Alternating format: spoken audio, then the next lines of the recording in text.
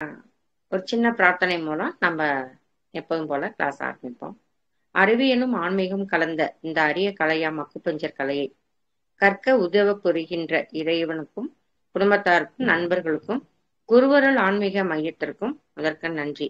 குழுவில் உள்ள அனைவருக்கும் இரவு வணக்கத்துடன் நான் ஸ்டார்ட் பண்றேன். அக்குபஞ்சர் நம்ம எவ்வளோ நாளா ஒரு 5 வாரமா நம்ம பார்த்துட்டு இருக்கோம். நம்ம ஒவ்வொரு வாரத்திலையும் நம்ம இயற்கையோட ஒட்டி வாழணும், உணவை எப்படி சாப்பிடணும், உமிழ் நீரோட கலந்து சாப்பிடணும், எல்லாரும் நம்ம இப்போதைக்கு நம்ம உடம்போட பேசி பழகிறதுக்கான நம்ம வாய்ப்பை இந்த இறைவன் கொடுத்துருக்காரு. அது பிரகாரம் நம்மளுடைய உறுப்புகள்லாம் என்னென்ன, 12 உறுப்புகள், அந்த உறுப்புகள்லாம் என்னென்ன வேலை பண்ணுது அப்படின்னு ஒவ்வொரு வாரமும் நம்ம பார்த்துட்டு இருக்கோம். போன வாரத்துக்கு முதல் வாரத்திலேருந்து அந்த 12 உறுப்புகளை பத்தி நம்ம படிக்க ஆரம்பிச்சிட்டோம். லங்ஸ் அப்படிங்கிறத நம்ம பார்த்தோம். லங்ஸோட வேலைகள்லாம் என்னன்னு பார்த்தோம்.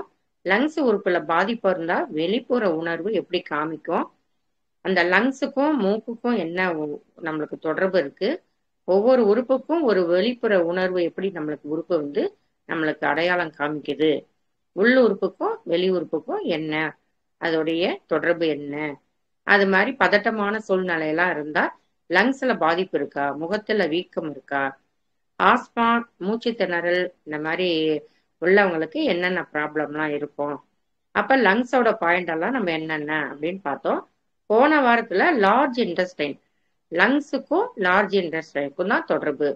எப்படி ஒரு இன் யாங், ஒரு ஆண் பெண், அந்த கருவுறு தத்துவம் கழிவு நீக்கு தத்துவம், இது பிரபஞ்சத்துல நம்ம பஞ்சபூதங்களை வச்சுதான் நம்மளுடைய அண்டத்தில் உள்ளது பிண்டத்தில் உள்ளது அப்படின்னு சொல்லி ஒவ்வொரு உறுப்புக்கும் ஒவ்வொன்று அதுக்கு ரிலேட்டட் ஆர்கன்லாம் நம்மளுக்கு ஒவ்வொரு ஆர்கனும் எந்தெந்த ஆர்கனோட தொடர்பு இருக்கு, இது பாதிச்சாலும் அதுவும் பாதிப்பு இருக்கும், அது பாதிச்சாலும் இதுவும் பாதிப்பு இருக்கும். எப்படி அம்மா அப்பாவும் இருப்பாங்க, வீட்டுலதான் இருப்பாங்க, சந்தோஷமாவும் இருப்பாங்க, சண்டை போட்டுட்டே இருப்பாங்க, ஆனா அவங்க இல்லாம இவங்க இருக்க முடியாது, இவங்க இல்லாம அவங்க இருக்க முடியாது. அப்படிதான் நம்மளுடைய உடல் கூறுகளும் அந்த மாதிரி அமைஞ்சிருக்கு. அந்த 12 உறுப்புகளும் கையில 6, கால்ல 6. இப்ப நம்ம ஹேண்ட் சேனல் தான் பார்த்துட்டு இருக்கோம். அதுல லங்ஸும் லார்ஜ் இன்டெஸ்டினும் மெட்டல்ங்கிற மூலகத்தோடைய நம்மளுக்கு இருக்கு. ஃபயர்ல என்னென்ன உறுப்பு, அதுக்கப்புறம் பாத்தீங்கன்னா உங்களுக்கு ஃபயருக்கு அடுத்தது என்ன, எர்த்துக்கு அப்புறம் என்ன, அதுக்கப்புறம் பாத்தீங்கன்னா வுட்டுக்கு அப்புறம் பாத்தீங்கன்னா சாரி வாட்டருக்கு அப்புறம் வுட்டுக்கு அப்புறம் fire, earth, metal, water, wood, fire. ஒரு நெருப்புல இருந்து ஆரம்பிச்சு நெருப்புல தான் நம்மளுக்கு முடியுது அப்படிங்கிறத நம்ம பார்த்துக்கிட்டே இருக்கோம். சைக்கிளிங்னா எல்லாருக்கும் அந்த பிரச்சனை, அந்த ஆக்கும் சுழற்சி அடிப்படையில தான் நம்மளோட ட்ரீட்மெண்ட்டும் இருக்கும். அந்த சுழற்சியை வச்சுதான் நம்ம ஒவ்வொருத்தருக்கும் என்னென்ன தொடர்பு பாதிச்சிருக்கு, எப்படி பாதிக்க போகுதா, இனிமே ஃபியூச்சர்ல நம்மளுக்கு இந்த மாதிரி வியாதியெல்லாம் வருமா அப்படிங்கிறது கண்டுபிடிக்கிறதுக்கு நம்ம இன்னும் 2 வாரங்கள் நம்ம பார்த்துட்டே இருந்தோம்னா நாடி பரிசோதனை மூலமா நம்ம கண்டுபிடிச்சிடலாம். நாடி வச்சுதான் நம்ம அக்குபஞ்சர்ல நம்ம நாடி தெரியல, பார்க்க தெரியல அப்படின்னா நம்மளுக்கு வேஸ்டா போயிடும் அப்படின்னு நாங்க சொல்லுவோம். நம்ம இப்ப ஒவ்வொரு ப்ரெஷர் பாயிண்ட் அப்படியே நம்ம பண்ணி பண்ணி பண்ணி பார்த்துட்டு இருந்தாதான் நம்ம ப்ரெஷர் கொடுத்தா சரியா கொடுங்கிறத பார்த்தோம். அப்போ போன வாரம் கிளாஸ்ல நம்ம லார்ஜ் இன்டெஸ்டைன் அப்படிங்கிறத நம்ம பார்த்தோம். லார்ஜ் இன்டெஸ்டைனுடைய சக்தி ஓட்ட தன்மை யாங், அதோட இன்னு related organ lungs, number of points 20ன்னு பார்த்துருக்கோம். சென்ஸ் ஆர்கன், வெளிப்புற உணர்வு உறுப்பு நோஸ், அதுக்கும் லங்ஸுக்கும் நோஸ் தான், லார்ஜ் இன்டெஸ்டைனுக்கும் நோஸ் தான். இது என்ன மூலகம் அப்படின்னு பார்த்தா, எலிமெண்ட் பார்த்தா மெட்டல்ல தான் லங்ஸும் லார்ஜ் இன்டெஸ்டைனும் இருக்கு. நம்ம கட்டை விரல் பார்க்கும்போது நம்ம என்ன சொன்னோம், அது லங்ஸ், அடுத்தது ஆட்காட்டி விரல்ல லார்ஜ் இன்டெஸ்டைன். விரல் நுனியில தான் ஒரு உறுப்பு ஆரம்பிக்கும், சக்தி ஓட்டத்தன்மை ஆரம்பிக்கும், அது முடிகிறது உடம்புல ஒரு பாகத்துல, நம்ம முகத்திலேயே ஆரம்பிச்சு விரல் நுனியில முடிவடையும். ஒரு உறுப்பு எப்படி ஆரம்பிக்கும், யாங் உறுப்பு எப்படி ஆரம்பிக்கும்.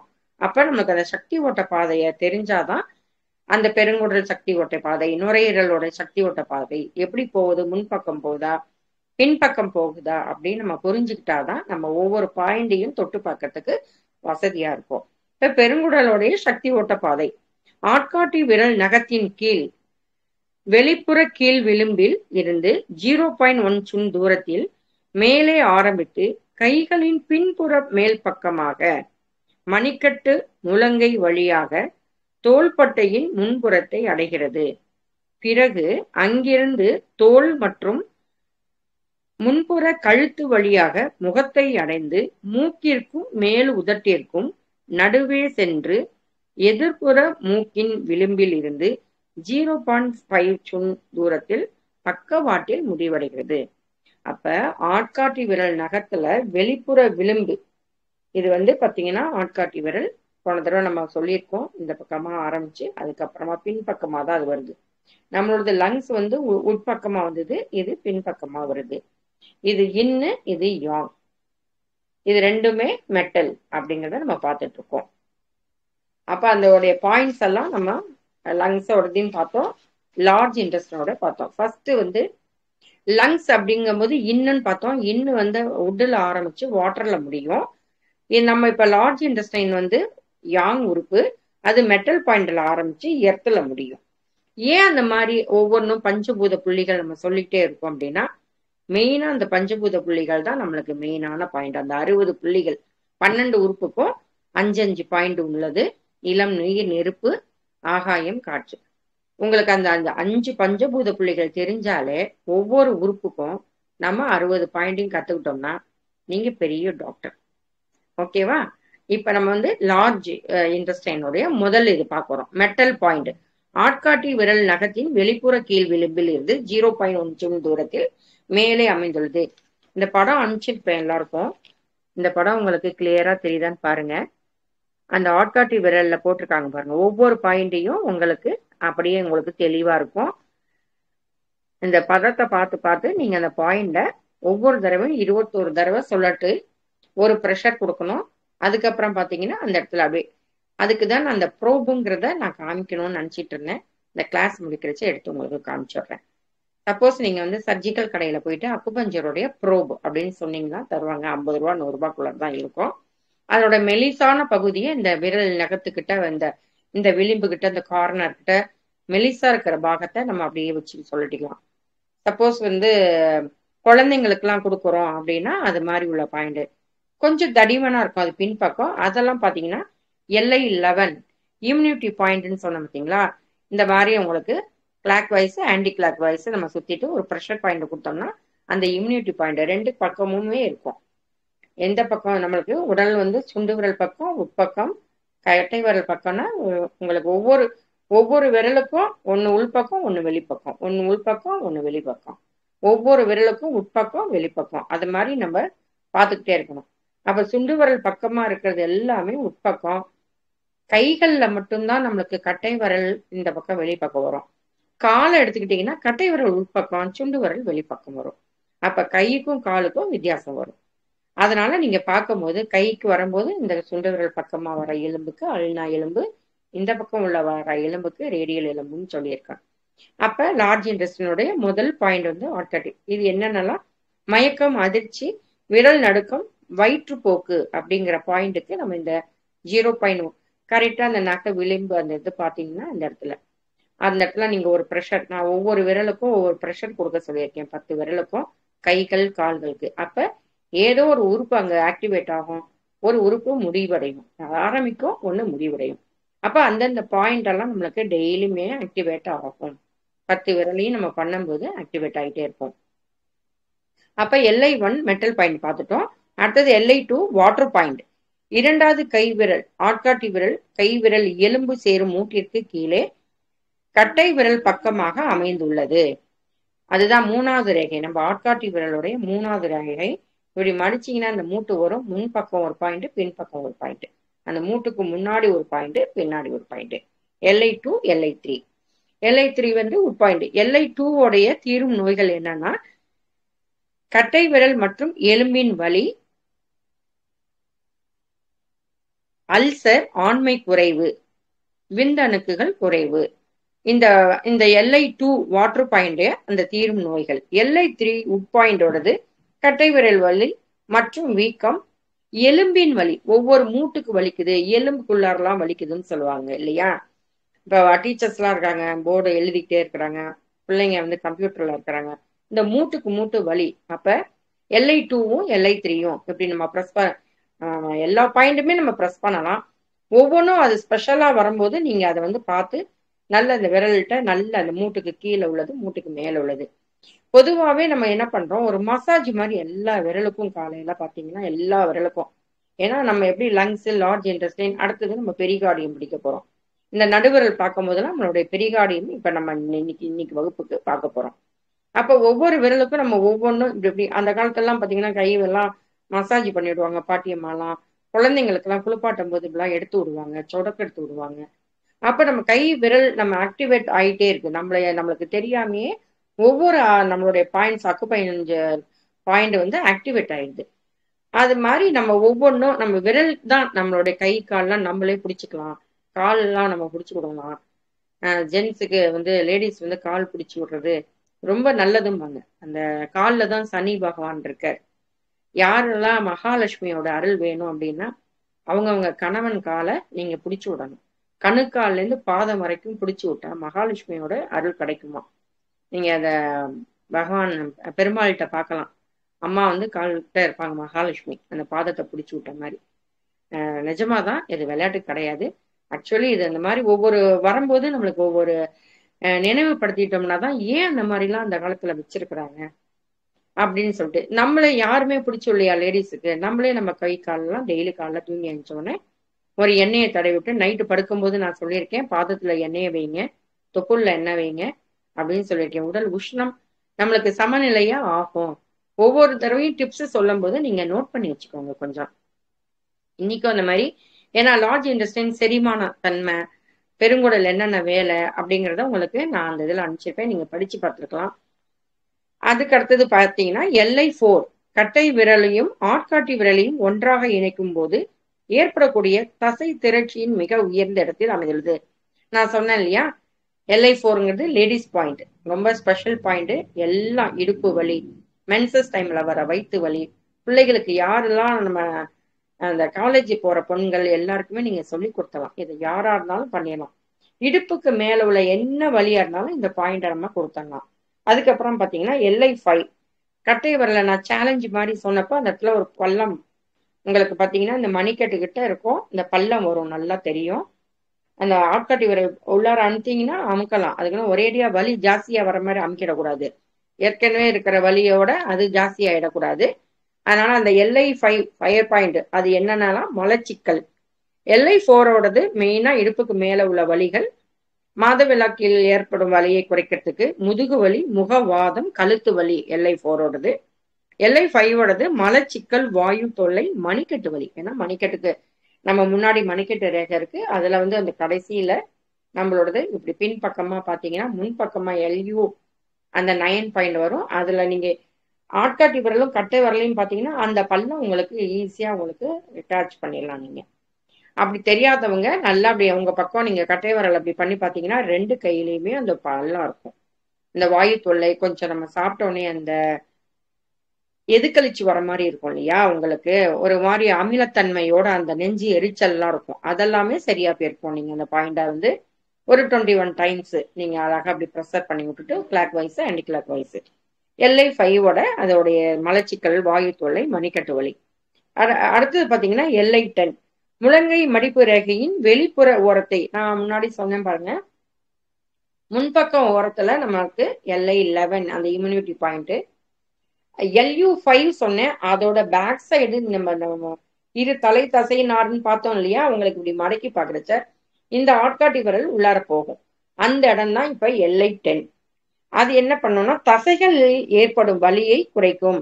தசைகளின் இயக்கத்திற்கு ஒரு முக்கியமான புள்ளி. முழங்கை வலி, பக்கவாதம். பக்கவாதம் ஏற்கனவே வந்திருக்கவங்களுக்கு ஒரு கை பக்கவாதத்துல இருக்கு அப்படின்னா இந்த ட்ரீட்மெண்ட்டை ஆப்போசிட் கையில நம்ம கொடுக்கலாம். சப்போஸ் வலது கையில இருக்கு அப்படின்னா இடது கையில கொடுக்கலாம். ஏன்னா பக்கவாதத்துல அப்படிங்கும்போது எந்த உறுப்புமே அவங்களுக்கு எந்த ஒரு உணர்வும் இருக்காது, உங்களுக்கு வந்து செயலில இருந்து போயிருக்கும். அப்ப அந்த கையில எந்த பாயிண்ட்டையும் கொடுத்தாலும் பயன் கிடையாது. எதுக்கு இந்த மாதிரி கை இல்லாதவங்க இப்ப பாத்தீங்கன்னா பாதி கை இல்லாதவங்களுக்கு அப்படின்னா இந்த கை கடவுள் கொடுத்தது 2 பக்கமும் கொடுத்துருக்காங்க. அதனால நம்மளுடைய மெரிடியன் பல்ஸை வந்து நம்ம பார்த்துட்டு அவங்களுடைய சக்தி ஓட்ட பாதையில எல்லா இடத்தையுமே நம்ம ப்ரெஷர் பண்ணி கொடுக்கறதுனால அந்தந்த பாயிண்ட் எல்லாம் நம்மளுக்கு ஆக்டிவேட் ஆகும். ஒவ்வொரு தடவையும் நான் படிக்கும் போது சொல்றது படிக்கும் கலை அல்ல, பழகும் கலை. அதனால நீங்க தொட்டு தொட்டு அந்தந்த பாயிண்ட மட்டும் நீங்க கேட்காம பழகி பழகி பார்க்கணும். அப்ப லங்ஸோடது உங்களுக்கு ஈஸியா இருந்திருக்கும், லார்ஜ் இன்டெஸ்டினோட ஈஸியா இருக்கும். குழப்புற மாதிரி இருக்கும். பட் நீங்க பழகி பார்க்கும் போதெல்லாம் இனிமே இந்த விரல்ல பிடிக்கும் போதெல்லாம் ஆஹா மயக்கம் அதிர்ச்சி, இந்த ஆட்காட்டி விரல்ல தொடும்போது வயிற்றுப்போக்குக்கு சொல்லியிருக்காங்களே அப்படின்றது உங்களுக்கு ஞாபகம் வரும்.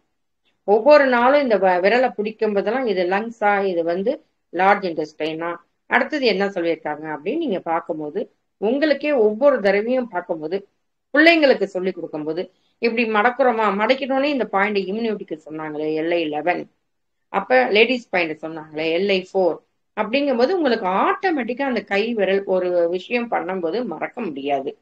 அப்படி தொடரும்போதெல்லாம் நம்மளுக்கு ஆஹா வாயு தொல்லையா சொன்னாங்களே, இப்படி சேலஞ்ச் பண்ணி பார்க்கும்போது இந்த இடத்துல ஒரு பள்ளம் வந்ததே, அதுதான் LU5வா, இந்த இடத்துல வாட்டர் பாயிண்ட், அது என்ன பாயிண்ட்னு பார்த்துக்கணும். உட் பாயிண்டா, எர்த் பாயிண்டா, வாட்டர் பாயிண்டா, கொஞ்சம் கொஞ்சம் அப்படி பழகி பார்க்கும்போது உங்களுக்கு ஞாபகம் வரும்.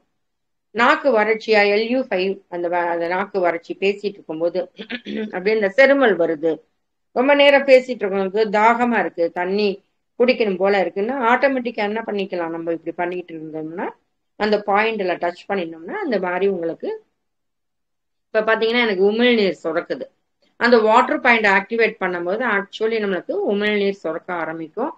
உங்களுக்கு தாகம் வந்து குறையும், உங்களுக்கு வறட்சி குறையும். அடுத்தது LI11 எர்த் பாயிண்ட் முழங்கை மடிப்பு ரேகையின் வெளிப்புற ஓர கடைசியில் அமைந்துள்ளது. இது இம்யூனிட்டி பாயிண்ட், இருமல், காய்ச்சல், தோல் நோய்கள். அதே மாதிரி LI18 குரல் வலை சங்கில் இருந்து 3 சுண்கள் பக்கவாட்டில். அப்ப ஒரு சுண்ணுன்னா நான் என்னன்னா, முதல் இந்த ஆட்காட்டி விரல்ல முதல் ரேகை ஒரு சுண், இரண்டாவது ரேகை 2 சுண், மூன்றாவது ரேகை 3 சுண் சொன்னேன். அப்ப இந்த மூன்றாவது ரேகை பேஷண்ட் யாரோ அவங்களுடைய விரல்ல தான் நம்ம அளவெடுக்கணும். இப்ப நான் தான் பேஷண்ட் அப்படின்னா என்னோட ஆட்காட்டி விரலும் அவங்க விரலையும் பார்த்தோம்னா எந்த 3 சுண் அப்படின்னா மணிக்கட்டு ரேகையிலேருந்து உங்களுக்கு குரல் வலை சங்கில் இருந்து 3 சுண்கள். அப்ப குரல் வலை சங்கு இங்க இருக்கு, 3 சுண்கள் இந்த இடத்துல முடியுது அப்படின்னா இந்த இடத்துலயும் இந்த பக்கம் நம்ம நீடில் போடக்கூடாதுன்னு நாங்க கிளாஸ் எடுக்கும்போது சொல்லுவோம். இந்த மாதிரி நீங்க இந்த clockwise anticlockwise இது பண்ணினீங்கன்னா தைராய்டு ப்ராப்ளம் இருக்கிறவங்களுக்கு இது சரியாகும். LI18 இது ஒரு வர்ம புள்ளி. ஏன் அந்த இடத்துல வர்ம புள்ளி அப்படின்னா, வர்மம்ங்கிறது அந்த புள்ளியை நம்ம வந்து ஆக்டிவேட் ரொம்பவும் பண்ணவும் கூடாது. பண்ணினோம்னா நம்மளுக்கு வர்மம்ங்கிறது என்ன, ஒருத்தங்களுக்கு வந்து இடுப்பு வலியை குறைக்கவும் முடியும், இடுப்பு வலியை உண்டாக்கவும் முடியும் அப்படிங்கிறதுக்கு தான் அந்த வர்ம புள்ளின்னு சொல்றது. அது மாதிரி LI19 மூக்கிற்கும் மேல் உதட்டிற்கும் நடுவே உடன் முன்புற மத்திய கோட்டில் இருந்து 0.5 சுண் பக்கவாட்டில் அமைந்துள்ளது. மூக்கிற்கும் மேல் உதட்டிற்கும் கொஞ்சம் பக்கவாட்டில் 0.5 சுண் தூரத்தில் அமைந்துள்ளது. மூக்கு அடைப்பு, மூக்கில இருந்து நீர் வழிதல், உங்களுக்கு தும்மல், அடிக்கடி அந்த ரன்னிங் நோஸ் சொல்றாங்க இல்லையா, விடாம தும்முறது, காலைல தூங்கி எழுந்தோடனே சில பேருக்கு அலர்ஜி இந்த மாதிரி எல்லாம் இருக்கிறவங்களுக்கு பாத்தீங்கன்னா தூங்கி எந்திரிச்ச உடனே ஒரு தும்மல் தும்முவாங்க, வீட்டை பெருக்கி சுத்தம் பண்றாங்க, ஒட்டடை அடிக்கிறாங்க, அவங்களுக்கெல்லாம் பாத்தீங்கன்னா இந்த மாதிரி வரும். டக்கு நீங்க என்ன பண்ணணும், LI19 LI20 மூக்கின் வெளிப்புற விளிம்பில் இருந்து 0.5 சுண் பக்கவாட்டில் அமைந்துள்ளது. 2 பக்கமும் இந்த இடத்துல பாத்தீங்கன்னா இந்த பாயிண்ட் இந்த இடத்துல இருக்கும். நல்லா பாத்தீங்கன்னா நல்ல மூச்சு உங்களுக்கு ஆழ்ந்த சுவாசம். சொன்ன மாதிரி தியான கிளாஸ்ல எல்லாம் பாத்தீங்கன்னா முதல்ல அந்த மூக்குக்கு இந்த பிராணாயாமம், நல்ல லங்ஸுக்குள்ள ப்ராப்ளம் இருக்கிறவங்களுக்கு எல்லாம் மேல உதட்டல இந்த பாத்தீங்கன்னா இந்த இடம்லாம் கொஞ்சம் இந்த மூக்குக்கு மேல கரும்புள்ளி, கருப்பு கோடு மாதிரி, மங்கு மாதிரி எல்லாம் சொல்லுவாங்க. எல்லாருக்கும் ஒன்னா லங்ஸ்ல, அதுக்காக நம்ம பயப்பட வேண்டாம், நம்மளுக்கு தான் பாயிண்ட்ஸ் தெரியுது. நம்ம என்ன பண்ண போறோம், ஒவ்வொரு பாயிண்ட்டுக்கும் நம்ம ஒவ்வொன்றா, நம்மளுக்கு ஒண்ணுமே இல்லை மேடம் நான் நல்லா ஆரோக்கியமா இருக்கேன், பரவாயில்ல, லங்ஸோடைய பாயிண்ட் எங்க இருக்கு, எந்த சக்தி ஓட்ட பாதை எப்படி போகுதுன்னு தெரிஞ்சுக்கலாம். அதனால தொட்டு பார்த்தனால உங்களுக்கு புதுசா ஒரு வியாதி வந்துட போறது கிடையாது. ஏற்கனவே இருந்தாலும் சளி தொந்தரவு எல்லாருக்கும் இருக்கு, எங்க போய் சாப்பிட்டாலும் சரி, இல்லை வேர்வை வந்துட்டே இருந்தாலும் வேர்த்து சளி பிடிக்கிறவங்களுக்கும் இருக்கு.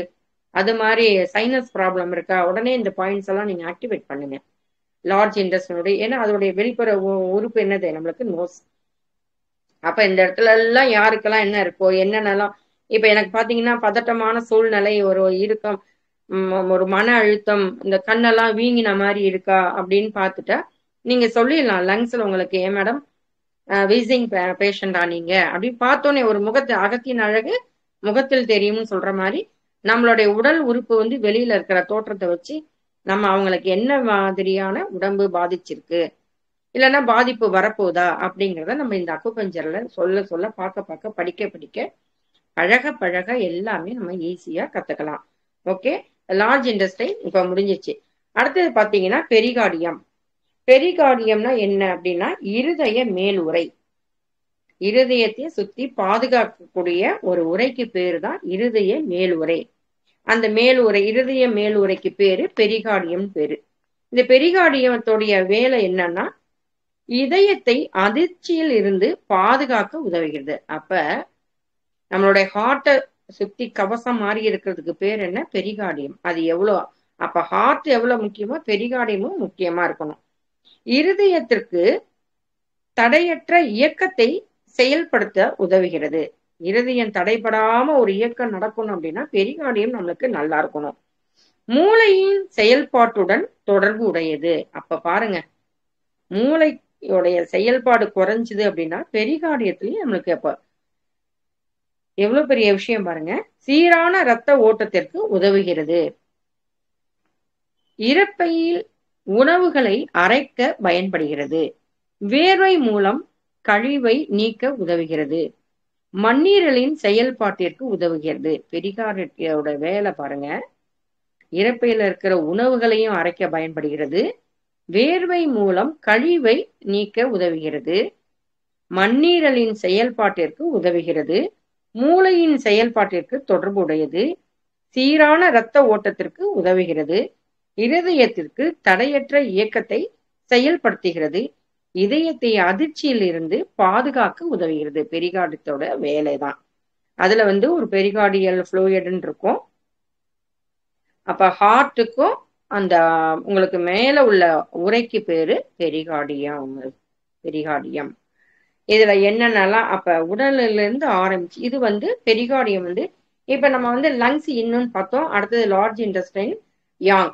இப்ப பெரிகார்டியம் பார்க்கிறோம். பெரிகார்டியத்தோடைய நம்மளுடைய இருதய மேலுறை சக்தி ஓட்ட பாதை எப்படி இருக்கும் அப்படின்னா அது பொலாரிட்டி தன்மை வந்து இன்னு, number of points 9, related organ triple warmer, sense organ வெளிப்புற உணர்வு உறுப்பு டங்கு. அப்ப அந்த காலத்துல நாக்கை பார்த்து நம்மளுக்கு டாக்டர்லாம் நாக்கை நீட்டுங்க, அப்ப கண்ணை பாப்பாரு, நாக்கை நீட்ட சொல்லுவாரு, மூச்சை நல்லா இழுத்து விட சொல்லுவாரு. இப்ப இருக்கிற டாக்டர்ஸ் நம்ம கிட்ட எவ்வளவு பணம் இருக்குன்னு பார்ப்பாங்க, ஒரு பெரிய லிஸ்ட்டை எழுதி கொடுத்துருவாங்க. ஏன்னா ஸ்கேன் எடுக்கணும், ரத்த டெஸ்ட் எடுக்கணும், அவங்களே அந்த இதுக்கு அனுப்பிச்சி விட்டுருவாங்க. டாக்டர்ஸ் யாராவது இந்த குரூப்ல இருந்தீங்கன்னா தப்பா நினைச்சிக்க கூடாது. இதுதான் அப்படிங்கிறத நான் சொல்றேன் உங்களுக்கு. இன்னைக்கு யாரும் உட்காந்து பேசுற மனநிலைமையில இல்ல, டாக்டர்கிட்ட சொல்றதுக்கு நம்மளுக்கு டைமும் அவங்களுக்கும் கேட்கறதுக்கும் இல்லை. ஏன்னா நிறைய வியாதி, நிறைய ஹாஸ்பிட்டல், நிறைய ஆற்றல், அதாவது நிறைய புதிய புதிய கண்டுபிடிப்பு வரவும் அழிக்கிறதுக்கும் அந்த அதிகமாவே ஆயிட்டு இருக்கு. அப்போ ஒரு விஷயம் நடக்குது, ஒரு ஆக்கமும் நடக்குது, ஒரு அழிவும் நடக்குது. அப்ப புதுசு புதுசான வியாதிகள் வருது. இனிமே இருக்க பார்த்தா வலது கண்ணுக்கு தனியா, இடது கண்ணுக்கு தனியா, வலது காதுக்கு தனியா, அந்த மாதிரி எல்லாம் படிக்கிறதுக்கு வந்துருவாங்க போல இருக்கு. இருந்தாலும் நம்ம இது இவ்வளோ வைத்தியம் இருந்தாலும் கடவுள் என்ன பண்ணிருக்காரு, எங்கேயோ ஒரு பக்கம் மாற்று மருத்துவம் அப்படின்னு நம்மளுக்கு கொண்டு வந்திருக்காரு. ஏன் அப்படின்னா இயற்கையோட கடவுள் படைச்ச படைப்பு மேனுஃபேக்சர் எங்க இருக்குன்னா மேல இருக்கு, பிரபஞ்சத்துக்கு மேல. நம்மளுக்குன்னு மேல ஒரு சக்தி வந்து எதெல்லாம் கண்டுபிடிக்க முடியாததோ அதை உள்ளார வச்சு நம்மளுக்கு அனுப்பிச்சு கொடுத்துருக்காரு. ஒவ்வொரு உறுப்பும் ஒவ்வொரு கோடிக்கு சமங்கிற மாதிரி அத்தனை கோடியை வச்சு நம்மளுக்கு கொடுத்து விட்டுருக்காரு. அதை நம்ம நல்ல முறையில பயன்படுத்தி நல்லபடியா பாதுகாக்கணும் அப்படின்ட்டு கடவுள்கிட்ட வேண்டிட்டு, நம்ம இவ்வளோ நாளா நம்மளுக்கு தெரியாத விஷயத்த இன்னைக்கு கொடுத்துருக்காரு இறைவன் அப்படின்னா நம்ம எவ்வளவு பெரிய பாக்கியசாலிகள். கண்டிப்பா இந்த அக்குபஞ்சர் படிக்கிறவங்க கேட்கறவங்க இத வந்து எல்லாராலையும் கத்துக்க முடியாது அப்படின்னு சொல்லுவாங்க எங்களுடைய குரு. ஏன்னா எத்தனையோ பேருக்கு எவ்வளவோ விஷயங்கள்லாம் நடக்கும், நல்ல அறிவு ஞானம் எல்லாமே கிடைச்சிருக்கும். நான்லாம் டாக்டரா ஆகணும்னு நினைச்சிட்டே இருந்தேன். என்னோட எய்ம் வந்து சின்ன வயசுல இருந்தே நான் டாக்டருக்கு வசதி வாய்ப்புகள் இல்லையே, என்ன பண்ணலாம் அப்படிங்கும்போது என்னோட கனவு வந்து நான் ஆள் மனசுல இன்னைக்கு அதை வந்து இப்ப குருவரல் ஆன்மீக மையத்துல நம்ம தியானத்துல சொல்றோம். ஒரு ஆள் மனசுல ஒரு ஆள் மனசுக்குள்ளார நம்ம ஒரு இதை வச்சுட்டோம், ஒரு சங்கல்பத்தை வச்சுட்டோம் அப்படின்னா அது நடக்குமா? கண்டிப்பா நடந்தது. என்னோட 45 வயசுக்கு அப்புறம் தான் நான் இந்த அக்குபஞ்சர் ஒரு பேஷண்டா போயிட்டு நான் இன்னைக்கு வந்து ஒரு பிஹெச்டி முடிச்சு அவங்க முன்னாடி உட்கார்ந்துருக்கேன் அப்படின்னா அந்த பிரபஞ்சத்துக்கு தான் நம்ம நன்றி சொல்லணும். அப்ப இறை அருளால் இருந்தா மட்டும்தான் நம்ம ஒரு விஷயம் கத்துக்க முடியும். அப்ப இவ்வளவு பேரும் நீங்க வந்திருக்கிற அத்தனை பேருக்கும் ஒரு இறை அருள் இருக்கு. அதனாலதான் இந்த பிரபஞ்சம் உங்களுக்கு இந்த மாதிரி விஷயத்த உங்களுக்கு கொடுக்கறது. அதனால நீங்க மட்டும் பயன்படாம அடுத்தவங்களுக்கும் இதை பயன்படுற அளவுக்கு எல்லாரும் தெரிவிச்சு உங்க உடம்பையும் பாதுகாத்துக்குங்க. அடுத்தவங்களுக்கும் உங்க வீட்டு குழந்தைகளுக்கு உங்க வீட்டு இருக்கிறவங்க அத்தனை பேருக்கும் ஒரு வயதானவர்களா இருக்கட்டும், குழந்தையா இருக்கட்டும், உங்க மனைவியா இருக்கட்டும், உங்க கணவனா இருக்கட்டும், எல்லாருக்கும் இந்த விஷயத்த இன்னைக்கு இதை பார்த்துருக்கோம், யூடியூப்ல வந்திருக்கு அப்படின்னு ஷேர் பண்ணிக்கோங்க. இந்த ஏற்கனவே நடத்தினது வரைக்கும் பார்த்து எல்லாருக்கும் உங்க ஃப்ரெண்ட்ஸ் சர்க்கிள்லையும் நீங்க சொல்லுங்க. ஓகே. இருதய மேலூரை சக்தி ஓட்ட பாதை. மார்பு காம்பிலிருந்து ஒரு சுன் வெளிப்பக்கம் ஆரம்பித்து தோள்பட்டை வழியாக மேலே ஏறி நுரையீரல் சக்தி ஓட்ட பாதைக்கும் இருதய சக்தி ஓட்ட பாதைக்கும் இடையே சென்று மணிக்கட்டை அடைந்து உள்ளங்கை மத்தியில் சென்று நடுவிரலின் மேல் நுனி முனையில் முடிவடைகிறது. மார்பு காம்பிலிருந்து ஒரு சுன் வெளிப்பக்கம் ஆரம்பிச்சு தோள்பட்டை வழியாக மேலேறி நுரையீரல் சக்தி ஓட்ட பாதை, அப்ப கட்டை விரல் இருதய சக்தி ஓட்ட பாதை நம்ம இனிமேதான் அதை பார்க்க போறோம். அப்ப மார்பு காம்பிலிருந்து ஒரு சுன் வெளிப்பக்கம் ஆரம்பித்து தோள்பட்டை வழியாக மேலே நுரையீரல் சக்தி ஓட்ட பாதைக்கும் இருதய சக்தி ஓட்ட பாதைக்கும் இடையே சென்று மணிக்கட்டை அடைந்து உள்ளங்கை மத்தியில் சென்று நடுவிரலின் மேல் நுனி, இந்த மேல் நுனியில தான் நம்மளுடைய பெரிகார்டியம் முடிவடைகிறது. இது இன் சக்தி ஓட்ட பாதை. இதுக்கு மொத்தம் 9 பாயிண்ட் தான் இருக்கு. உங்களுக்கு இதுல பாத்தீங்கன்னா இந்த போட்டோல உங்களுக்கு போட்டோஸ் அனுப்பிச்சிருக்கேன். அது எப்படி பெயருக்கு எப்படி எல்லாம் வந்திருக்கு, அதோட சக்தி ஓட்ட பாதை மார்பு காம்பு உச்சின் வெளிப்பக்கத்துல இருந்து வந்து எப்படி எல்லாம் வருதுன்னு உங்களுக்கு இந்த டயக்ராம் நல்லா தெரியும். உங்களுக்கு அனுப்பிச்சு வச்சிருப்பாங்க, நீங்க பாத்துக்கோங்க. ஒவ்வொரு பாயிண்டும் இருக்கு, அந்த பாயிண்ட் எங்க இருக்கு, அது என்னென்னலாம் தீரும் அப்படிங்கிறத நான் சொல்றேன். பெரிகார்டியம் உங்களுக்கு P9 உட் பாயிண்ட், எப்போதுமே இன்னும் வந்து உட் பாயிண்ட்ல தான் நம்மளுக்கு ஆரம்பிக்குது. நடுவிரல் நகமும் சதையும் சேரும் இடத்தில் மத்தியில் அமைந்துள்ளது. தீரும் நோய் என்னென்னு பாத்தீங்கன்னா இந்த நடுவிரலுடையது ஞாபக மறதி. அப்ப இந்த இந்த முனையில முடியறதுக்கு முதல் பாயிண்ட் P9. நம்ம வந்து பெரிகார்டியம்ங்கிறது தான் P அப்படின்னு சொல்றோம். Large intestine LI, லங்ஸ்ங்கிறது LU. அந்த மாதிரிதான் சிம்பிள் வச்சு நம்ம சொல்றோம். அப்ப P9 இந்த நடுவிரல் முதல்ல முனையிறது, நுனியில அப்படியே நுனி கிடையாது, இந்த நடுவிரல் மத்தியில் இந்த முனை, இது வந்து ஞாபக மறதி. அப்ப இனிமே ஞாபக மறதி அப்படின்னா நம்ம என்ன பண்ணலாம், இந்த பாயிண்ட ஆக்டிவேட் பண்ணிக்கலாம். இடத்துல இப்படி பாத்தீங்கன்னா இந்த கரெக்டா பாத்தீங்கன்னா அப்பெல்லாம் அந்த காலத்துல பாத்தீங்கன்னா இப்படி பண்ணிட்டே இருப்பாங்க, இப்படி பண்ணிட்டே இருப்பாங்க. அதெல்லாம் இப்படி இப்ப உங்களுக்கு முடியெல்லாம் கொட்டுது அப்படின்னா இந்த நுனி எல்லாம் பாத்தீங்கன்னா விரல் நுனிய முடி நிறைய பேருக்கு கொட்டிக்கிட்டே இருக்கு அப்படின்னா இதை பண்ணிட்டே இருங்க. எல்லா விரல் நுனியும் பண்ணிட்டே இருங்க. சின்ன சின்ன டிப்ஸ் எல்லாம் எங்களுக்கு சொல்லி கொடுத்த வாத்தியார் சொல்லியிருந்தாலும் எங்களுக்கு அது ஞாபகம் வந்துடும். அப்ப இந்த விரல் நுனியெல்லாம் இப்படி பண்ணிட்டே இருக்கும்போது அடிக்கடி பாத்தீங்கன்னா நம்ம வெயிட் பண்ணிட்டே இருக்கலாம். எப்போ வேணாலும் நமக்கு எப்ப டைம் கிடைச்சாலும் பண்ணிக்கிட்டு இருக்கலாம். இந்த நடுவிரல்ல பாத்தீங்கன்னா இந்த இப்படி எல்லாம் பண்ணிட்டே இருந்தா நம்மளுக்கு என்னென்னங்கிறது சொல்ல முடியும். இப்ப 5 விரல நம்ம தனித்தனியா பாக்குறோம். நான் அடுத்தடுத்த கிளாஸ் பாத்தீங்கன்னா உங்களுக்கு இது தொடர்ச்சியா வரும்போது இந்த ஒரு விரலே தலை உடம்பு முழுக்க, இந்த ஒரு விரல் இது தலை உடம்பு முழுக்க, இதுல கை தனியா கால் தனியா, இந்த 5 விரல்லே வந்துடும். அதெல்லாம் உங்களுக்கு எல்லாமே நான் சொல்லிக் கொடுக்க போறேன். அதனால தயவு செஞ்சு உங்களுடைய தெரிஞ்சவங்க யாரா இருந்தாலும் இந்த குரூப்ல உங்களுக்கு டெலிகிராம்ல உங்களை கனெக்ட் பண்ணிவிட்டு எல்லா கிளாஸையும் மிஸ் பண்ணாம பாருங்க. மெயினா இந்த கிளாஸையும் நல்லா மிஸ் பண்ணாம பாருங்க. அப்ப P9 உட் பாயிண்ட், இது ஞாபக மறதி. அடுத்தது P8 ஃபயர் பாயிண்ட். உட்டுக்கு அடுத்தது ஃபயர். உள்ளங்கையில் 3வது மற்றும் 4வது விரல் எலும்பின் மத்தியில் இருதய ரேகையின் மீது அமைந்துள்ளது. 3வது விரல் 4வது விரல் இப்படி நீங்க மடிச்சீங்கன்னா இந்த இருதய ரேகை ஓடும். இந்த இருதய ரேகை ஓடும். கரெக்டா பாத்தீங்கன்னா இந்த 2 விரல் 3வது விரல் நடுவிரலும் இந்த மோதிர விரலும் இப்படி பண்ணினீங்கன்னா அது கரெக்டா இருதய ரேகை மேலதான் உட்காரும். அந்த உட்காரத்துல இந்த 2க்கும் நடுவுல ஒரு பாயிண்ட் இருக்கும், அதுதான் P8. இது வந்து கை வலிகள், உள்ளங்கை வேர்வை. சில பேருக்கு பாத்தீங்கன்னா பரீட்சை எழுத போகும்போது குழந்தைங்களுக்கெல்லாம் அந்த வேர்த்து கொட்டும். அதே மாதிரி நான் இன்னொரு பாயிண்ட் எனக்கு வந்து அவங்க சொல்லி கொடுத்துருக்காங்க. பேசும்போதே வாயிலேருந்து ஸ்மெல் வரும். ஏன்னா உள்ள வந்து அவங்களுக்கு கழிவோட தேக்கம், ஒன்னா மலச்சிக்கல் ப்ராப்ளம் இருக்கும், இல்லைன்னா நிறைய சளி பிடிச்சி நிறைய மாத்திரை மருந்து சாப்பிட்டு வயிறு புண்ணாங்களுக்கு அந்த வாய் பேசும்போது பக்கத்துல நின்னாலே ஸ்மெல் அடிக்கும்.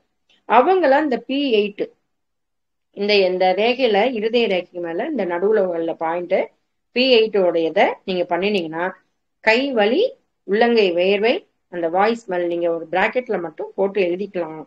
நல்லா எழுதி வச்சுக்கலாம் நீங்க.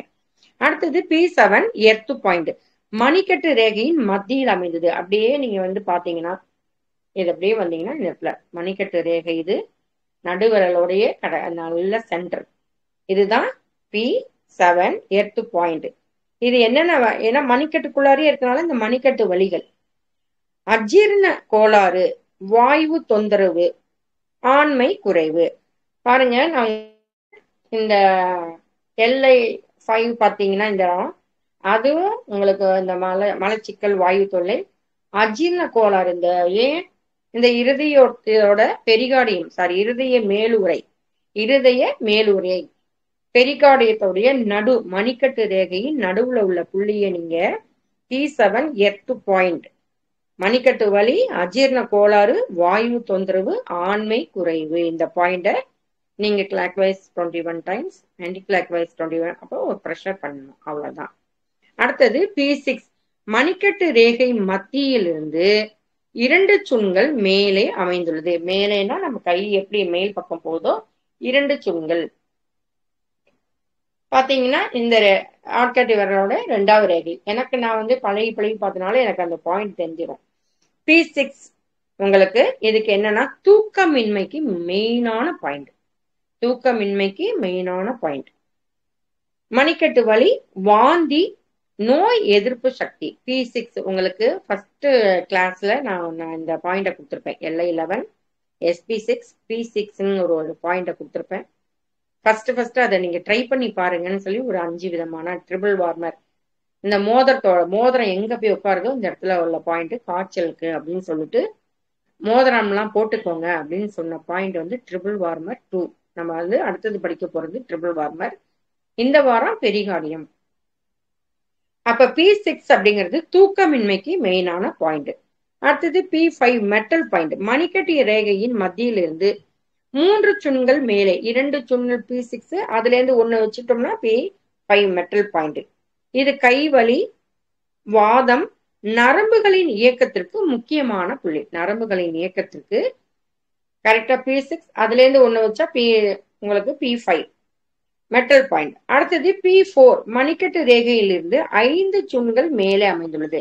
3, அதுக்கப்புறம் 1, 4, 5 கரெக்டா பாத்தீங்கன்னா P6. P4ல இருந்து உங்களுக்கு P5 வந்து 3 சுண் வரும், அதுல இருந்து பாத்தீங்கன்னா 2 சுண். கரெக்டா பாத்தீங்கன்னா இந்த P6 இந்த இடத்துல வரும். P4 உங்களுக்கு மண்ணீரில் ஏற்படும் தீவிர அதாவது சுகர் பேஷண்ட்டுக்கு மெயினான பாயிண்ட் P4. நீங்க அந்த முனிவர்கள்லாம் அந்த காலத்துல அந்த இதை வச்சு உட்கார்ந்துருப்பாங்க பாத்தீங்கன்னா இந்த இடத்துல ஆயுளை அதிகரிக்கும் புள்ளி, வாழ்நாளை அதிகரிக்கும் புள்ளி. அவங்க ஒரு குச்சி மாதிரி உட்கார்ந்துருப்பாங்க இல்லையா, வச்சுட்டு அவங்களுக்கு ஆக்டிவேட் ஆயிட்டே இருக்கும் அந்த இடத்துல. மண்ணீரலுக்கு முக்கியமான, மண்ணீரில் ஏற்படும் தீவிர நோய் என்னென்னலாம் இருந்தாலும் உங்களுக்கு அது சரியாயிடும். அதிக உதிரப்போக்கு, லேடிஸுக்கு உடல் சோர்வு, கர்ப்பப்பை நோய்கள், ஆயுளை அதிகரிக்கும் பாயிண்ட் என்னது P4. அடுத்தது பாத்தீங்கன்னா P3 வாட்டர் பாயிண்ட், முழங்கையின் இருதலை தசை நாரின் உட்பக்கத்தில் அமைந்துள்ளது. உங்களுக்கு எல்லாமே இந்த படம் அனுப்பிச்சிருப்பாங்க, நீங்க ஒவ்வொரு இடமும் பார்த்துக்கோங்க, எங்கெங்கெல்லாம் P4 இருக்கு, P3 இருக்கு, உங்களுக்கு எல்லாமே இந்த படத்துல இருக்கு. அந்த படத்துக்கிட்ட இருக்கிறத அப்படியே நீங்க உங்க கை பக்கமா வச்சு பார்த்துக்கோங்க.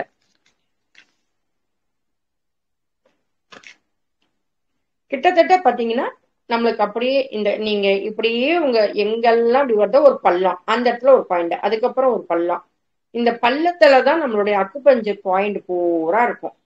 இப்படியே வந்தீங்கன்னா இந்த மணிக்கட்டு ரேகையில இருந்து அடுத்தது பாத்தீங்கன்னா முழங்கை ரேகை, நம்ம முன்னாடி வந்து LU5 பார்த்தோம் இல்லையா, அதுலேருந்து இந்த பக்கம் உள்ளதுதான் உங்களுக்கு இந்த ரேகைகளை 3 பாயிண்ட் வந்துடும். இப்படியும் மணிக்கட்டு ரேகையிலையும் இப்படிதான் வரும், பின்பக்கமும் வரும், முன்னாடி இந்த முழங்கை ரேகையும் வரும், பின்னாடி ரேகை. ஒவ்வொரு இது படிக்கும் போதெல்லாம் முன்பக்கமும் பின்பக்கமும் பாயிண்ட் இருக்கும். இப்படி தொட்டாலும் பாயிண்ட் வரும், உங்களுக்கு இந்த பக்கம் தொட்டாலும் பாயிண்ட் வரும். அதே மாதிரி ஒவ்வொன்றும் நீங்க படிச்சு படிச்சு பார்க்கும் போதெல்லாம் உங்களுக்கு எல்லா இடமும். நான் அப்பதான் சொன்னேன், இந்த கை கால்லாம் கழுவும் போது இந்த பக்கம்லாம் பாத்தீங்கன்னா இப்படியே ஆக்டிவேட் ஆயிடும். முன்பக்கமும் ஆக்டிவேட் ஆகும், பின்பக்கமும் ஆக்டிவேட் ஆகும். நம்மளுக்கு தெரியாமே நம்ம எல்லாம் பண்ணியிருக்கோம். இப்ப தெரிஞ்சு பண்ணும்போது ஓஹோ, இதுதான் லங்ஸோடைய சக்தி ஊட்ட பாதை, லார்ஜ் இன்டெஸ்டைனோட சக்தி ஊட்ட பாதை. இன்னெல்லாம் முன்பக்கம் வரும், யாங்லாம் பின்பக்கம் வரும். இதுதான் விஷயம். அதுக்கடுத்தப்புறம் பாத்தீங்கன்னா P3 இதான் வாட்டர் பாயிண்ட். முழங்கையின் இருதலை தசை நாரின் உட்பக்கத்தில் அமைந்துள்ளது. இதை தீரும் நோய் என்னென்னு பாத்தீங்கன்னா நெஞ்சு வலி, இதய படபடப்பு, தொண்டை மற்றும் நாக்கு வறட்சி, அதிக வேர்வை. ஸ்வெட்டிங் ஆயிட்டே இருக்கும். நிறைய பேருக்கு வேர்த்து வேர்த்து வேர்த்து கொட்டும். சாதாரணமாவே வெயில்ல வேர்க்கும். சில பேருக்கு அந்த இருதய படபடப்பு அந்த மாதிரி உள்ள பேஷண்ட்டுக்கெல்லாம் பாத்தீங்கன்னா அந்த ஹார்ட் ப்ராப்ளம், ஹார்ட் நெஞ்சு வலி வரப்போகுது அப்படின்னா அவங்களுக்கு முதல்ல இந்த படபடப்பு வேர்வை தான் வரும், மயக்கம் வர மாதிரி வரும். நம்மளுக்கு சட்டுன்னு நம்மளுக்கே ஒரு மாதிரி படபடப்பா இருக்கு. இப்ப சுகர் பேஷண்ட் இருக்காங்க, அவங்களுக்கு லோ சுகரா போயிடுது, படபடப்பா. இப்ப நம்ம அந்த பாயிண்ட் நம்ம என்ன பண்ணிக்கலாம், நம்மளே வந்து ஆக்டிவேட் பண்ணிக்கலாம். இந்த P3 வாட்டர் பாயிண்ட். நெஞ்சு வலி, இதய படபடப்பு, தொண்டை மற்றும் நாக்கு வறட்சி. அவங்களுக்கு அந்த படபடப்பு வரும்போது ஏதாவது நம்ம சாப்பிடணும், அந்த மாதிரி வறண்டு போகும், பேச முடியாது, நெஞ்சு அடைக்கிற மாதிரி இருக்கும், முதுகு வலி வரும், லெஃப்ட்ல வலிக்குதா ரைட்ல வலிக்குதா, வலி பரவுதா, அவங்களுக்கு சொல்லவே தெரியாது. அது மாதிரி இருக்கிறவங்களுக்கெல்லாம் உடனே நம்ம என்ன பண்ணலாம்.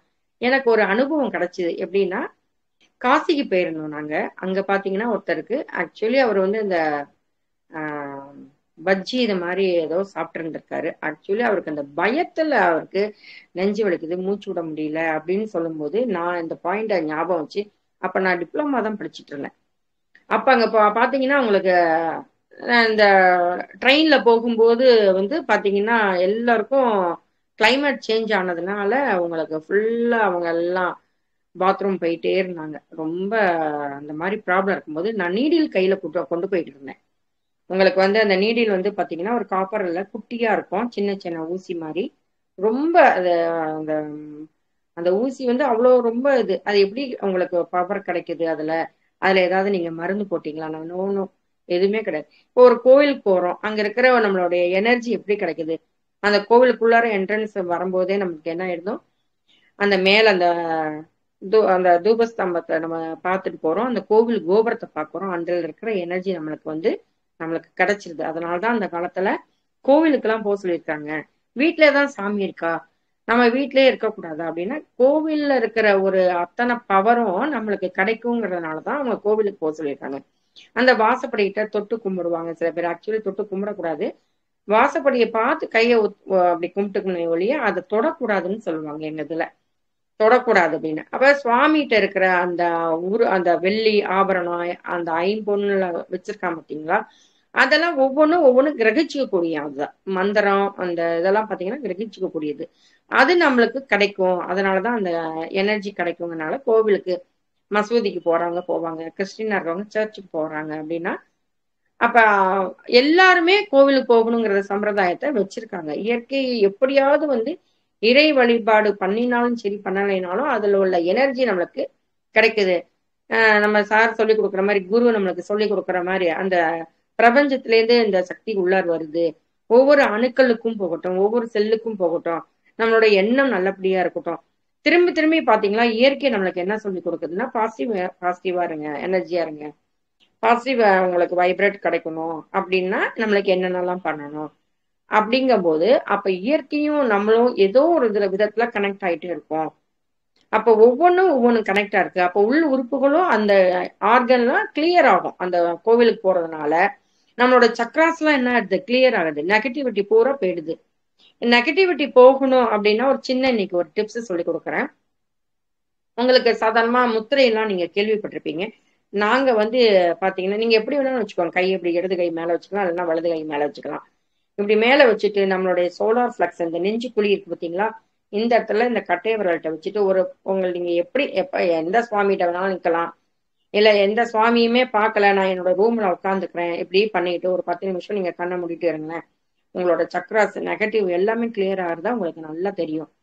உங்களுக்கு அதுல நம்பிக்கை வரல மேடம், நான் பண்ணிட்டே இருக்கேன், எனக்கு அதை பத்தி ஒன்றும் தெரியல, கழிவுகள்லாம் வெளியேறத நீங்க நல்லா கவனிச்சு பார்க்கலாம் ஒரு 15 நாள் நீங்க தொடர்ந்து பண்ணும்போது. இல்ல மேடம், நான் அது மாதிரிலாம் என்னால கவனிக்க முடியல அப்படி இல்லைன்னா, இந்த உச்சம் தலை இருக்கு பார்த்தீங்களா, இந்த இடத்துல கடையில இருக்கும் இந்துப்பு, கருப்பு உப்பு ஒன்று இருக்கும், நம்மளுடைய கல் உப்பு, அது ஒரு 2 அருகம்புல்ல வச்சுட்டு தலையில ஒரு மூட்டை மாதிரி அந்த உப்பெல்லாம் கட்டிடுங்க. அருகம்புல்ல 2 வச்சுட்டு பாருங்க. இந்த இடத்துல வச்சுட்டீங்கன்னா இந்த நெகட்டிவ் பூரா போயிடும், பாசிட்டிவ் எனர்ஜி வரும். யாரெல்லாம் ரொம்ப டயர்டாயிடுறாங்க, எனக்கு காலையில எந்திரிச்சா ஒரு சுறுசுறுப்பே இல்லாம நான் ஃபுல் டே அப்படியே படுத்திருக்கேன், இந்த மாதிரி எல்லா இடத்துக்கும் நான் போயிட்டு வந்தேன், ரொம்ப டயர்ட் ஆகிறேன், அவங்களுக்கெல்லாம் பார்த்தீங்கன்னா இந்த இந்த நல்ல இந்த எனர்ஜி அவ்வளோ ஒரு நல்ல ஒரு பாசிட்டிவா இருப்பாங்க, ஒரு சுறுசுறுப்பா இருப்பாங்க. நீங்க டெய்லி இந்த நெஞ்சு குழிட்ட சோலார் ஃபிளக்ஸ்ன்னு சொல்றது இந்த இடத்துல இப்படி பண்ணிட்டு நீங்க பண்ணுங்க. கண்ணை மூடிட்டு ஒரு 5 நிமிஷம் ஒரு 10 நிமிஷம் தியானம் பண்ணாலும் சரி. எப்ப இருந்தாலும் நம்ம சாதாரணமா இப்படி சுவாமியை கும்பிடுவோம், நம்ம இப்படி பண்ண சொல்றோம். 2 கட்டை விரலையும் நல்லா அந்த நுனியை நல்லா சேர்த்து வச்சுக்கிட்டு இதை பட்டிட்டு எப்படி நல்லா உங்களுக்கு இது தெரியுதுன்னு நினைக்கிறேன். இப்படி பண்ணி பாருங்க, உங்களுடைய ஆர்கன் பூரா உள்ளார இருக்கிறதெல்லாம் நல்லா கிளியர் ஆகும், சக்கராசி எல்லாமே நல்லா சுத்தமாகும், நெகட்டிவ் எல்லாம் போயிடும்.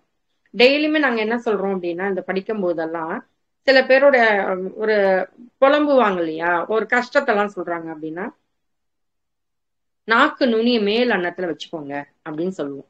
நாக்கு நுனிய மேல் அன்னத்துல வச்சுக்கோங்க, ஏன்னா அவங்களோட நெகட்டிவிட்டி நம்மளை பாதிக்காம இருக்கும். கல்லுப்பு போட்டு குளிங்க. எப்ப பேஷண்ட்டை நாங்க பார்த்துட்டு வந்தாலும் இந்துப்பூ போட்டு கையை நாங்க அலம்பிப்போம். ஏன்னா அவங்களோட நெகட்டிவிட்டி நம்ம போறோம் இல்ல அவங்கள தொடுறோம், அதோடைய பாதிப்பு நம்மளுக்கு உடம்புக்கு வராம தற்காத்து கொண்டுக்கணும் அப்படிங்கிறத நாங்க சின்ன சின்ன விஷயத்துல நாங்க கத்துட்டே இருந்தோம். எம்டில தான் அதெல்லாம் சொல்லி கொடுத்தாங்க எங்களுக்கு. பட் நான் இப்பயே நம்ம ஏன்னா ஒவ்வொரு உறுப்பும் படிக்கும் போது நம்மளுக்கு என்ன மெயின் என்ன ஞாபகத்துக்கு வர்றதோ அதை உங்களுக்கு இந்த விஷயத்த நான் சொல்லிடுவேன்.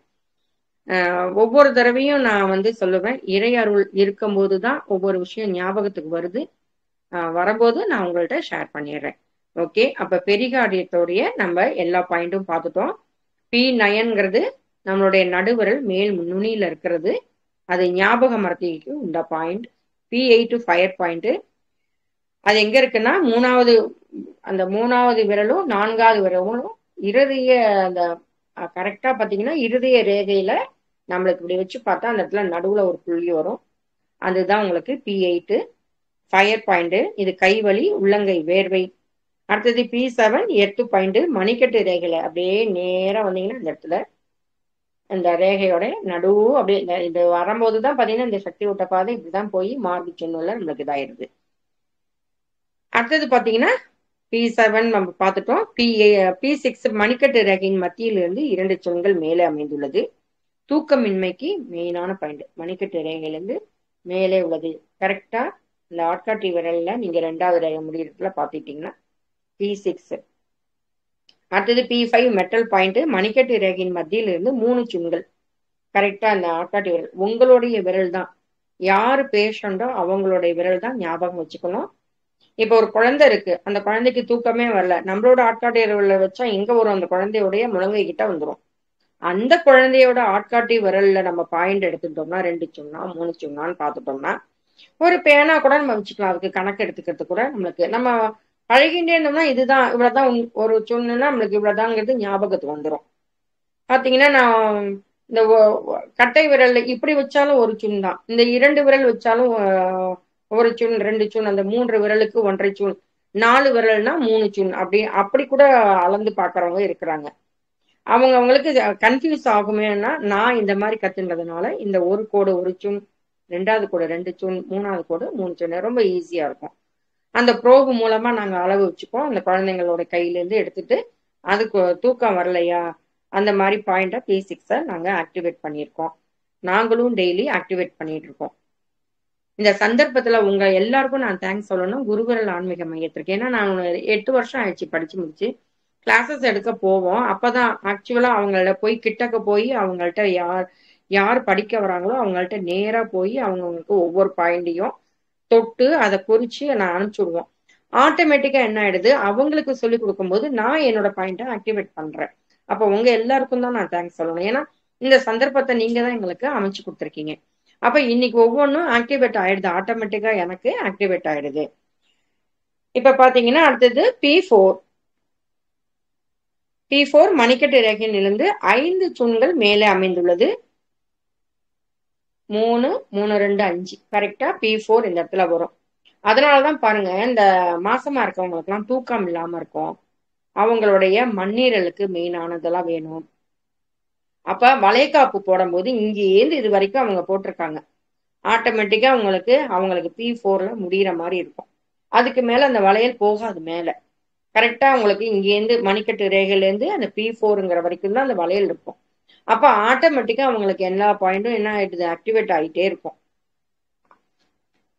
கர்ப்பப்பை நோய்கள் அப்ப அதிக உதரப்போக்கு இருந்தாலும் உங்களுக்கு இந்த பாயிண்ட் உங்களுக்கு ஆக்டிவேட் பண்ணிக்கலாம். சர்க்கரை நோய்க்கு மெயினான பாயிண்ட். அடுத்தது P3 வாட்டர் பாயிண்ட் முழங்கையில் இருதலை தசை நாரின் உட்பக்கத்தில் அமைந்துள்ளது. நெஞ்சுவலி, இருதய படபடப்பு, தொண்டை மற்றும் நாக்கு வறட்சி, அதிக வேர்வை. அப்ப இத்தனை இதுவும் பெரிகார்டியத்தோடைய மெயினான பாயிண்ட் எல்லாம் நம்ம பார்த்துருப்போம். அப்ப இனிமே நடுவிரல் பார்க்கும் போதெல்லாம் பெரிகார்டியத்தோட ஞாபகம் தான் வரணும். கட்டை விரல் பார்க்கும்போது லங்ஸ், ஆட்காட்டி விரல் பார்க்கும்போது லார்ஜ் இன்டெஸ்டைன், பெரிகார்டியம் பார்க்கும் போதெல்லாம் நம்மளுக்கு இருதய மேலுறை, நடுவிரலை பார்க்கும்போது இருதய மேலுறை, இருதயத்தை மேல கவசம் போல தாங்கக்கூடியதுதான் இந்த பெரிகார்டியம். இது எங்க இருக்கு அப்படிங்கிறத